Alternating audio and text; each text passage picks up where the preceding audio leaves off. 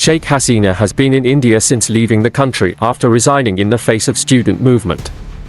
In the meantime, his diplomatic passport has been cancelled, and close to 100 cases have been filed. Meanwhile, as the diplomatic passport has been cancelled, the question of what is the legal basis of Sheikh Hasina's position in India is also being raised. In the overall situation, speaking to top-level Indian government officials and analysts, the BBC has indicated that there are practically three roads open to India with Sheikh Hasina at the moment. The first is to arrange asylum for the former Prime Minister of Bangladesh in a third country, where he will be guaranteed a safe and secure environment. The second is to leave Sheikh Hasina in India with political asylum. The third is that a section of officials and observers in India believe that after some time India may try for Sheikh Hasina's political comeback in Bangladesh if the right situation arises. Because Awami League as a party or a political force is not over yet, and as the party's highest leader, she can return to the country and take control of the organization. Some people also think that if Sheikh Hasina stays in India, it may have an adverse effect on Dhaka-Delhi relations in the coming days. As a result, they consider it reasonable to arrange asylum in a third country for Sheikh Hasina. BBC says, if there is a request from Dhaka to hand over Sheikh Hasina under the India-Bangladesh extradition treaty, it is also certain that Delhi will reject it with one reason or another.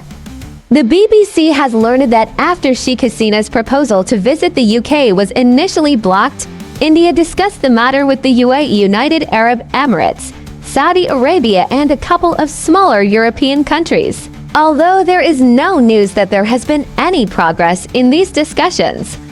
After that, it is known that India has started talks with Qatar, another influential country in the Middle East, about giving shelter to Sheikh Hasina.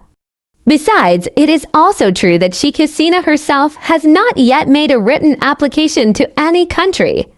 All negotiations are being conducted on his behalf and on the basis of his verbal consent by the government of India. But the indication that India will not hesitate to give Sheikh Hasina political asylum in India if absolutely necessary is now available in Delhi. For example, the name of Tibetan spiritual leader Dalai Lama, King Tribhuvan Bikram Shah of Nepal, or Afghan President Mohammad Najibullah, they got political asylum in India. If that is the case, India will also have to think about the impact it will have on its relationship with Bangladesh.